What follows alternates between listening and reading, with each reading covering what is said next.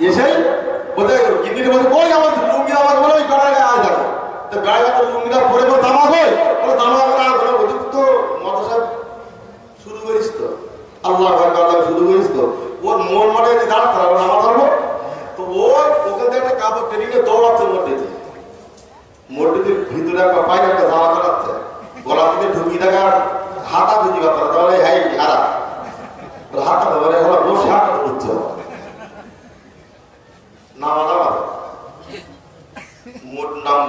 থাকি যদি রব্বানির বডিটা যদি থাকে মসজিদে এর মনকে আমার চাপতে পারে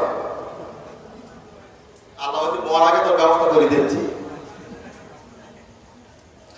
আল্লাহ নবী অতদের বাচ্চা হাবিবুল্লাহ জনাব মুহাম্মদুর রাসূলুল্লাহ সাল্লাল্লাহু আলাইহি ওয়াসাল্লাম হাদিস শরীফের ভিতরে স্পষ্ট করে জানিয়ে দিলেন ওয়ালাউ তাবুদাল্লাহি কান্নাকা তারাহু ফাল্লাম তাকুন তারাহু ফাইন্নাহু ইয়ারাকা আল্লাহ নবী আমাদের স্পষ্ট করে জানিয়ে দিলেন ওমার উম্মতিরা তোমরা শুনে রেখে দাও যখন তোমরা আল্লাহর ইবাদত করো তখন তোমরা মনে মনে ভাবো আল্লাহ রব্বুল আলামিন আমাকে দেখতে পাচ্ছেন আর আমি আল্লাহকে দেখতে পাচ্ছি আর যদি তুমি এটাও করতে না পারো অন্তত তুমি এটা ভাবো যে মহান আল্লাহ পাক আল্লাহ তাআলা আমাকে অবশ্যই দেখতে পাচ্ছেন এই নিয়তে যদি নামাজগুলো রীতিমতো আদায় করতে পারে তবেই তো এই নামাজগুলো আল্লাহর দরবারে কবুল হবে আর নামাজ পড়ার সময় যদি আমার মন থাকে মাঠে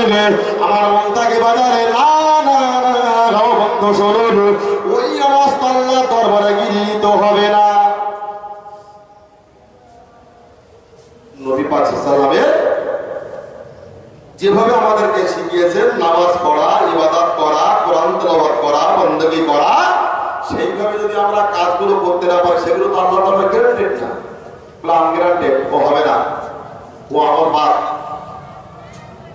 নবী মুহাম্মদ সাল্লাল্লাহু আলাইহি ওয়াসাল্লামের থুতু মোবারকটা লাগার কারণে মহান আল্লাহ হযরতে আলীর চোখ ব্যথা ফলা তন্ত্র সবকিছুকে আল্লাহ ভালো করে দিলেন তাহলে আমার বলার উদ্দেশ্য হলো যে কোরআন পেলাম বড় এত বড় নবী পেলাম আমরা আর সেই নবীর আদর্শগুলো আমাদের ভিতরে কেন থাকবে না আজকে যদি না থাকে কি হবে আজকে সরকারি গ্রামে যতটা লোক আছে না তো প্রত্যেকটা বাড়িতে যদি একজন করে আসি এখানে জায়গা থাকবে বলে মনে হয় আমার মনে হয় জায়গা থাকবে না আমরা প্যান্ডেল ওই কাপড় খুলতে হবে পিছিয়ে আল্লাহ রসুলের কাছে আব্দুল্লাহ আপনার আনাস বিন মালিক রাদিয়াল্লাহু আনহু তিনি একটা মশকে করে পানি নিয়ে এলেন মশক বলতে যেটা যারা কলকাতা থেকে বাইরে দিক থাকে তারা ভালো জানবেন চামড়ার তৈরি পানি ভর্তি করে দুতলা তিনতলা পাঁচতলা কুড়িতলা বিল্ডিং এর উপরে পানি তুলে বিক্রি করে চামড়ার তৈরি মশকে করে পানি নিয়ে নবীর কাছে এলেন বলে হুজুর আপনি এর থেকে এক আধলা পরিমাণে পানি কুলি করে আবার এখন মশকে দিয়ে দেন বলে কেন বলে আপনার লালা আপনার থুতু মোবারকটা যদি এর সঙ্গে মিশে থাকে না আল্লাহ এতে বরকত দেবে একবার ধরে বলুন না সুবহানাল্লাহ আল্লাহ নবী জনাব মুহাম্মদুর রাসূলুল্লাহ সাল্লাল্লাহু আলাইহি ওয়াসাল্লাম এবার ওই আনাস বিন মালিক রাদিয়াল্লাহু আনহু ওই মশকের এক আল্লাহ পরিমাণে পানি নিয়ে এবার তিনি কোনো কিছু করে এবার ওই মশকের ভিতরে আবার যেইনা দিয়ে দিলেন আমার ভাইরা ভালো করে মাথায় রাখুন ওই পানিগুলো দিয়ে দেওয়ার পরে ওই পানিটা নিয়ে দৌড়াতে এবার আর আব্দুল মালিক রাদিয়াল্লাহু আনহু নিজের বাড়ির কুয়াতে পানিটা ফেলে দিলেন জোরে বলুন সুবহানাল্লাহ ওই পানিটা যেই ফেলে দিলেন কুয়া থেকে যেন বেশকে আপনার মতো আতরে সেন করতে রাস্তা দিয়ে যত মানুষ যায় ওই কুয়ার ছেন সৌরভ থেকে সবাই ওই কুয়ার পানিগুলো তুলে তুলে পান করতে শুরু করে সে পান করে আরেক জায়গায় যেখানে কথা বলে আরেকজন বলে ভাই আপনি কি আতর খেয়েছেন বলে না তো বলে আপনার মুখ থেকে আতরের সুগন্ধ বাইরে যায় কেন বলে আমি আনাস বিন মালিকের ওই কুয়া থেকে পানি খেয়ে এসেছি একবার জোরে বলুন না সুবহানাল্লাহ বরকতটা কিসের নবী পাকের থুতু মোবারকের আমার ভাইরা ভালো করে মাথায় রাখুন আল্লাহর নবী মতো যার বাচ্চা হাবিবুল্লাহ জনাব মুহাম্মদুর রাসূলুল্লাহ সাল্লাল্লাহু আলাইহি ওয়াসাল্লাম আর থুতু মোবারক দেবার যেখানে পানি পড়ে সেখান থেকে যেন ওই মিশকে আম্বরের মতো সুগন্ধ ছড়িয়ে পড়ে। আর আল মালিক রাদিয়াল্লাহু আনহু ওই কুয়ার ভিতর থেকে ওই মিশকে আম্বরের মতো সুগন্ধ ছড়িয়ে পড়ে, ওখান থেকে মিশকে আম্বরের মতো সুগন্ধ বেরিয়ে আসে। ওই রাস্তা দিয়ে হাজার হাজার মানুষ দিনের বেলা চলে। ওই মানুষগুলো আমার বীরত্বমণিতা ওই পানি নেওয়ার জন্য ভিড় লাগিয়ে দিয়েছে। ও ভাইরা ভালো করে মাথায় রাখুন। তাহলে আমি আপনাদেরকে বলতে চাই, তৎকালীন জমানার আল্লাহ নবীর জমানার মানুষের আগা আল্লাহ নবীকে চিনেছিলেন, আর কিছু মানুষ তারা নবীকে চিনতে পারেনি। যারা নবীকে চিনেছিলেন তারা তো সাহাবী হতে পেরেছিলেন, আর যারা নবীকে চিনতে পারেনি তারা আবু জেহেল মার্কার লোক হয়ে মারা গেছেন। ঘুরিয়ে যদি বলি নবীর জমানার এই জমানার মানুষ না হয়ে যদি নবীর জমানার মানুষ হতো না কতই ভালো হতো। আমি ঘুরিয়ে বলবো আল্লাহ ওটা করেনি এইটাই করেছে, আলহামদুলিল্লাহ শুকরিয়া আদায় করে। হয়তো নবীর জমানার মানুষ হয়ে হয়তো নবীর সাহাবী হতে পারতাম না, হয়তো আবু জেহেল মার্কা হয়ে যেতাম। তার তো নাই, আখিরি জমানার নবীর উম্মত করে পৃথিবীতে আল্লাহ পাঠিয়েছেন, এটাই আলহামদুলিল্লাহ শুকরিয়া। যদি নবীর জমানায় আসার পরে নবীর আদর্শ না মানতে পারি, নবীর হাতে কলেমা পড়ে মুসলমান না হতে পারি, তার তো কোনো মূল্য নেই। আবু জেহেলের ইতিহাস তো আপনারা সকলেই জানেন। হাজার বার চেষ্টা করছে মোহাম্মদ এইটা যদি দেখাতে পারো তোমার আল্লাহর কসম আমরা কলেমা পড়ে মুসলমান হয়েছিল। ওই সারাটি জীবন নবীকে রেড়েছে, কলেমা স্বীকার করে রওনা করেছে, শেষ পর্যন্ত করিনি। তো আবু জেহেল ইসলাম কবুল করেনি, তাতে কি ইসলাম স্থির ছিল? ছিল না। আজকের আমরা ধর্ম সভাগুলো রীতিমতো পালন করবো, মসজিদগুলো আমরা চাকচিক্য করবো, মসজিদগুলো আমরা সুন্দর তৈরি করবো, কিন্তু তার খোরাক দেব না। ওই মসজিদটা একদিন বদ্ধ করে আপনাকে জাহান্নামে পাঠিয়ে দেবে। এখন দেখেন প্রায় মসজিদগুলো মার্বেল পাথর দিয়ে টালি দিয়ে এত সুন্দর করে মসজিদগুলো সাজানো, কিন্তু ভাই জোহর রাখতে তার আশ্রয় দান উসুল দিয়ে নেই। একটা ঘর তৈরি করে দেন মার্বেল পাথর দিয়ে, শেখ পাথর দিয়ে, এমন বেচারি সকাল হয় সন্ধে মতো চেয়ারে বসে থাকবে হাত দাঁড়ালে। একটা সুন্দর একটা মার্বেল পাথর দিয়ে সুন্দর করে একটা বাড়ি তৈরি করলাম। ওই বাড়ির তৈরি করার কারণে ওই বাড়িতে কোনো মহিলা নেই, ওই বাড়িতে কোনো বাল বাচ্চা নেই, ওই ঘরটা কি সুন্দর দেখাবে বলে মনে হয়? দেখাবে না। তাহলে একটা মসজিদ সুন্দর করতে হলে ওই মসজিদের খোরাক হলো, মসজিদ সুন্দর রাখতে হলে মুসল্লি বাড়াতে হবে আমাদের। আপনি নামাজ পড়েন, আপনার ছেলেকে আপনি নামাজের তাকিদ করুন। আপনি নামাজ পড়েন, আপনার বিবিকে আপনি বলুন। আপনি নামাজ পড়েন, আপনি নামাজ পড়েন, আপনার মেয়েকে বলুন। একটা কথা ভালো করে মাথায় রাখুন,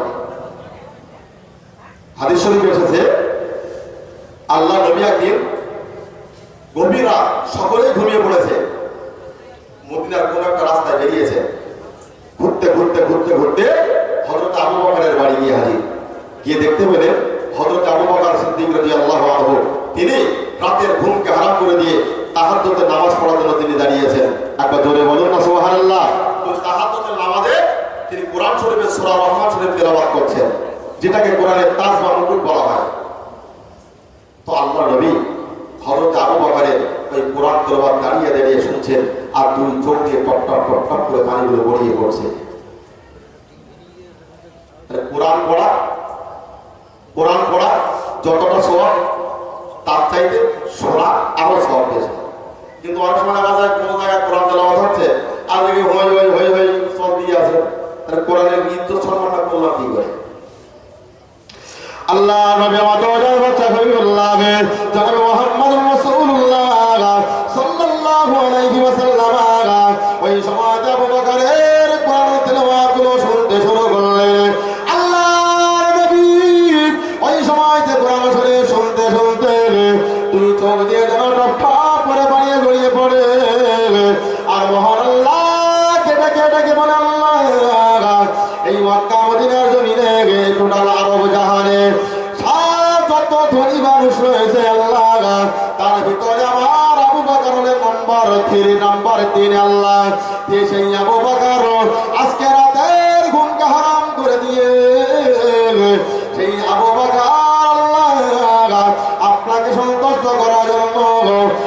আল্লাহকে রাজি খুশি করার জন্য আজকে তাহাজ্জুদে নামাজ পড়তে দাঁড়িয়েছে আল্লাহ।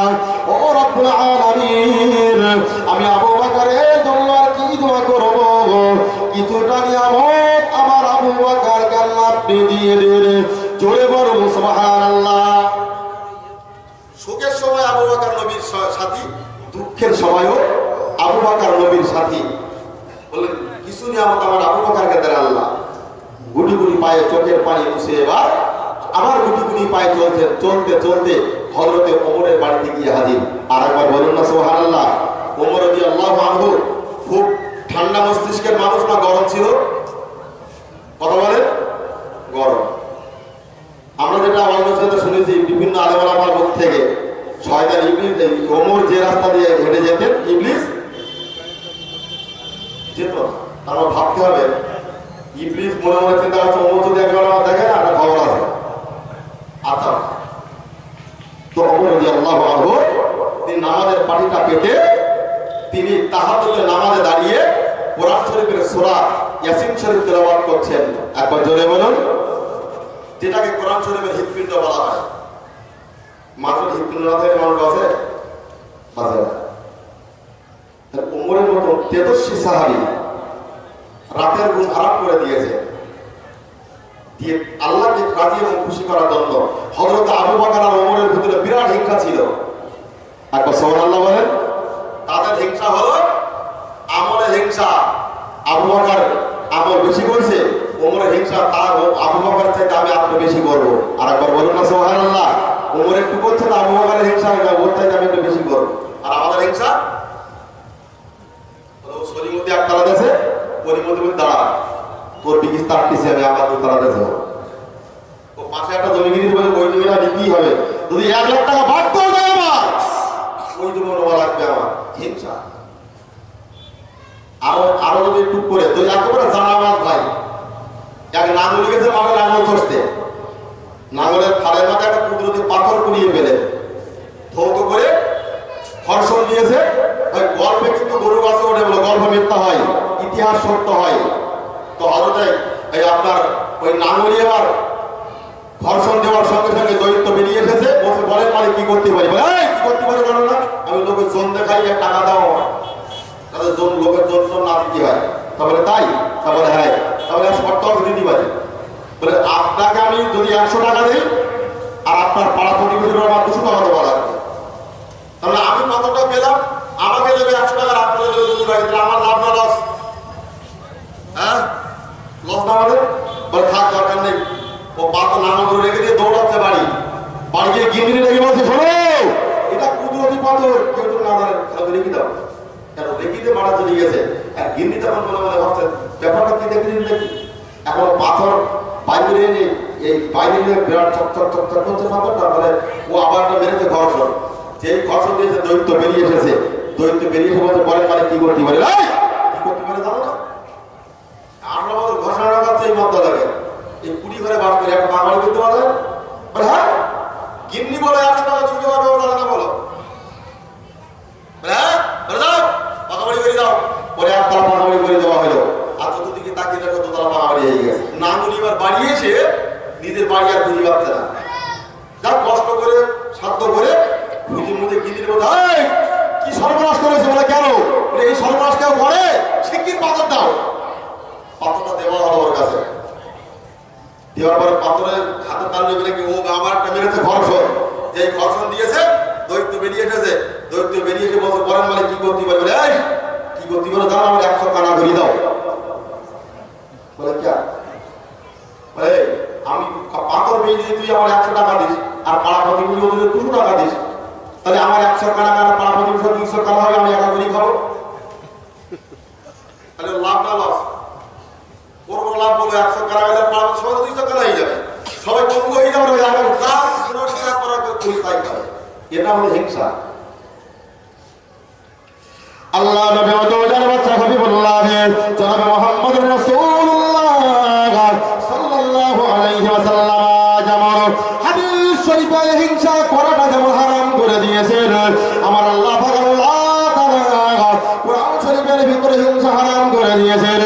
একটা মুসলমান আরেকটা মুসলমানের প্রতি হিংসা পারে না। আমার আপনাদের বাইরে বাইরে বেড়ে রাখা ঠান্ডা মাথায় কথাগুলো মাথায় রাখো। ওই মানুষটি যদি বলে না আমি হিংসা পছন্দ করবো বটে, আপনি তো আল্লাহ তো জান্নাতটা পাবেন না, পাবেন না। এই জন্য আমি আপনাদেরকে অনুরোধ করবো হিংসাটা একেবারে ছেড়ে দেন। কিন্তু যদি আপনি একটা মুসলমান আর একটা মুসলমানের প্রতি আপনি হিংসা করেন, একটা মুসলমান মসজিদ আদান হওয়ার পরে মডেল সাহেব বলছে সালাত খায়রুম মিনান নাওম, না ঘুম অপেক্ষা নামাজ উত্তম, বেটা উঠে বড় তোমার মসজিদে আদান হয়েছে, এবার তুমি মসজিদে চলে যাও। ওই মুসলমানটি মসজিদে চলে গেল। এবার গরিমতি মনে মনে ভাবছে মডেল সাহেব আগে আদান দেওয়ার আগে আমি আগে গিয়ে কোরআন পড়বো। চলে বলুন সুবহানাল্লাহ। ওই হিংসাটা হলো শরীয়তে বৈধ। ও একতলা দেশে আমি দুতলা দেবো ননি ভার, এটা কখনো হতে পারে না। এটা মুসলমানের চরিত্র হয়। আমি গোড়াতেই বলেছি আইয়ামে জাহেলিয়াতের যুগে তখন ইসলাম কি জিনিস কেউ জানতো না, আল্লাহ কি চিনতো না, নবী কি চিনতো না। আজকে যদি তারা মদ গাঁজা, থিয়েটার, যাত্রা, ড্যান্স, হাঙ্গামা, অকাজের মেলা, জিনা ব্যভিচারী, জীবন্ত নারীকে মাটির তলায় গেড়ে দেওয়া, পুঁতে দেওয়া সবকিছু করত, তারা নাপাক থেকে পবিত্রতা অর্জন করতো না, নাপাক অবস্থায় জীবন অতিবাহিত করত। আজকে মুসলমানের বাচ্চারা যদি তারা বিশ্বাস করে রাস্তা দিয়ে যাচ্ছে, মোটর সাইকেলে যাচ্ছে, এত বিশ্বাস হয় না দেখেছি বলে। আর মোটর সাইকেল রেকিং পারে আবার চেন টেনে ঘুষবে ছিঁড়তেছে। তো কোন দিক দিয়ে পশ্চিম আর কোন দিক দিয়ে পূর্ব এটা খেয়াল করি। এখন ও বিশ্বাস করেই ওখানে ছাড়াছুড়ি দিয়ে গ্যাপকে টেনে দিয়েছে যে আমার মানুষ পালাচ্ছে। ভাই শের কুকুরের চরিত্রের মধ্যে পার্থক্য আছে। গরু ছাগল কুকুর বেড়াল এদের বিশ্বাস পায়খানা করে পানি নেওয়ার কোনো শরীয়তের বিধান নেই। কেবলমাত্র রয়েছে ইনসান, মানুষদের। তাহলে আজকে যদি আমাদের সেই চরিত্রগুলো অবলম্বন করি, তাহলে আইয়ামে জাহেলিয়াতের যুগের তুলনায় এখনকার মানুষের চরিত্রগুলো পার্থক্য আছে, আমাদের পার্থক্য নেই। এই জন্য বলছি অনুরোধ করতে ফিরে আসুন, এখন চরিত্র সংশোধন করুন, দেখবেন আল্লাহ এবং আল্লাহ নবী খুশি হয়ে যাবে। আল্লাহ নবী মাদওয়ার বাচ্চা হাবিবুল্লাহ জনাব মুহাম্মদুর রাসূলুল্লাহ সাল্লাল্লাহু আলাইহি ওয়াসাল্লাম কথা বলছিলাম। আল্লাহ নবী আবার ওমরের বাড়ির কাছে চলে গেলেন। ওমর রাদিয়াল্লাহু আনহু এবার ওই কোরআনগুলো তেলাওয়াত করছেন। ওই কোরআন তেলাওয়াত করতে করতে কোরআনগুলো এত জোরে তিনি তেলাওয়াত করছেন, অনেক দূর থেকে ওমরের কণ্ঠের স্বর শোনা যায়। ওমর বড় ভাইরা ভাইরা বলে রাখা ঠান্ডা মাথায় কথাগুলো মাথায় রাখো।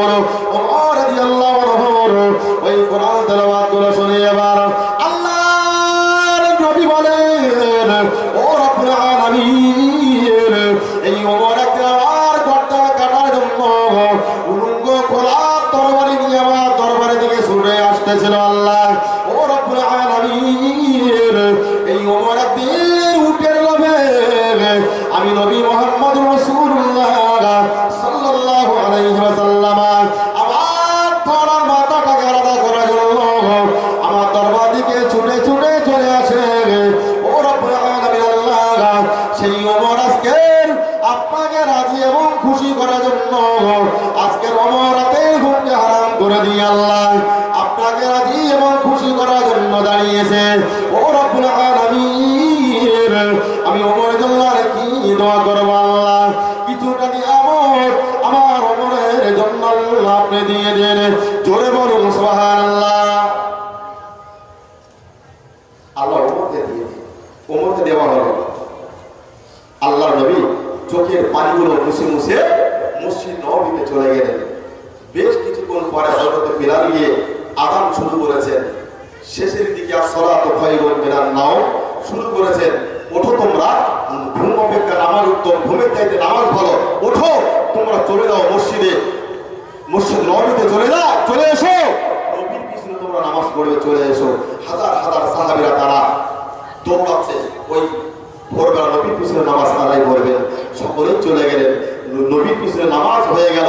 ডাইনে বায়ে সালাম ফিরিয়ে নবী মুহাম্মদ সাল্লাল্লাহু আলাইহি ওয়াসাল্লাম বললেন, ও আমার সাহাবীরা, দোয়া হওয়ার পরে সকলে সকলেই তোমরা চলে যাবে, কেবলমাত্র ওমর এবং আবু বকর তোমরা দুইজন বসে যাও। ওমর আর আবু বকর মনে চিন্তা করছে, না জানি কি বেওয়াদবি নবীর সঙ্গে বলিস তারা ঠিক দেবে।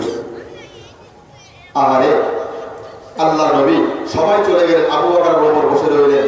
আল্লাহর নবী আবু বকরকে বলেন, আবু বকর, গত রাতে আমি গিয়েছিলাম, গিয়ে দেখি নামাজের ভিতরে তুমি সূরা ফাতিহা শরীফের পরে কোরআন শরীফের সূরা রহমান তেলাওয়াত করছিলে, কিন্তু একটু আস্তে আস্তে তেলাওয়াত করছিলে। আমি নবী তোমাকে বলছি, কেন কোরআন একটু জোরে তেলাওয়াত করা যায় না? একটু জোরে বলেন সুবহানাল্লাহ। আবু বকর আস্তে আস্তে কোরআন তেলাওয়াত করছে, নবী বলেন, কেন কোরআনটা একটু জোরে জোরে পড়া যায় না? আল্লাহর নবীর সাহাবী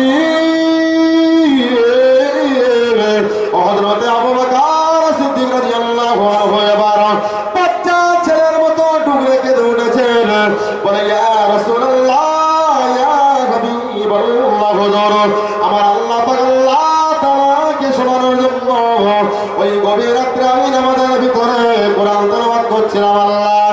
আমার আল্লাহ জোরে বললেও যেমন শুনতে পান, আমার আল্লাহ আস্তে বললেও তিনি তেমন শুনতে পান।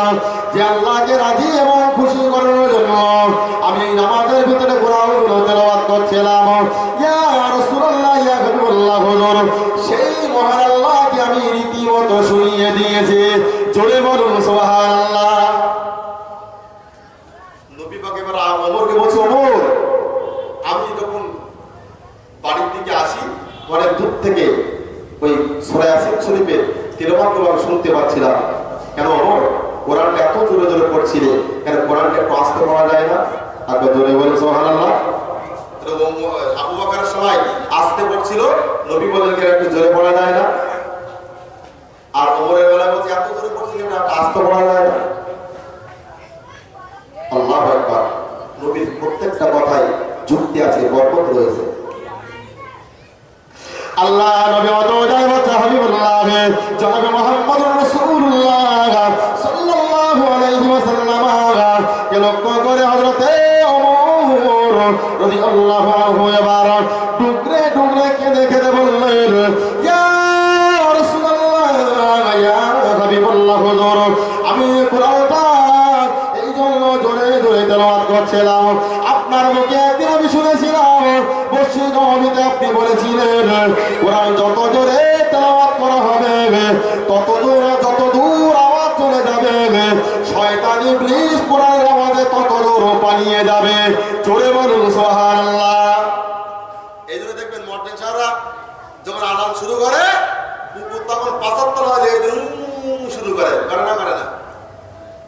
আর ইমাম সাহেবদের কাছে জিজ্ঞেস করে দেখবেন কেন করে, ওরও হাদিসের ব্যাখ্যা আছে। শয়তান আদালত সহ্য করতে পারে না, কোরআনের আওয়াজ সহ্য করতে পারে না। ওমর বলছে, হুজুর, আপনি যতদিন বলেছিলেন কোরআনের আওয়াজ যত দূর যাবে শয়তান ইবলিস শয়তান তত দূর পর্যন্ত পালিয়ে যাবে, সে বাগার থাকতে পারবে না। আল্লাহ নবী জনাব মুহাম্মদুর রাসূলুল্লাহ সাল্লাল্লাহু আলাইহি ওয়াসাল্লামের সাহাবী হযরত ওমর রাদিয়াল্লাহু আনহু বললেন, ইয়া রাসূলুল্লাহ, ইয়া হাবিবাল্লাহ, আমি কোরআন শুনে ওই জন্য জোরে তেলাওয়াত করি না। আল্লাহ নবীর সাহাবী